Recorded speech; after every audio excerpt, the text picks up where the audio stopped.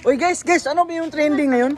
Ay, oo, yun sa gymnastic, yun si Yolo, yun sa Paris Overload.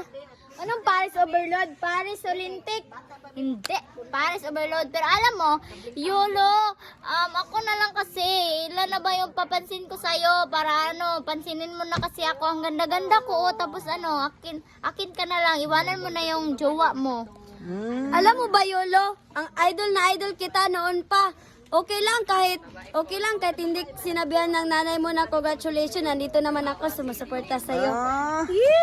Yolo, alam mo, turuan mo ako mag-tumbling-tumbling para tayo na dalawa mag-tumbling-tumbling. Yolo, marunong ako mag-gymnastic. Ganto. Bagay tayo. Ano? Bagay tayo. Bagay. Yolo, turuan mo ako. Willing ako sa mga turo mo. Ay.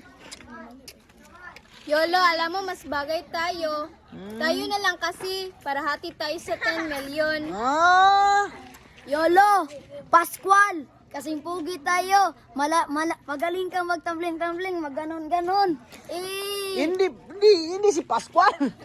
Sino pala? Sino? Si Piolo Diwata, si Piolo. Paris? Hindi yung Pulo. Paris Diwata, akin na siya. Hindi pala kayo updated eh. Basta marunong kami mag-gymnastic.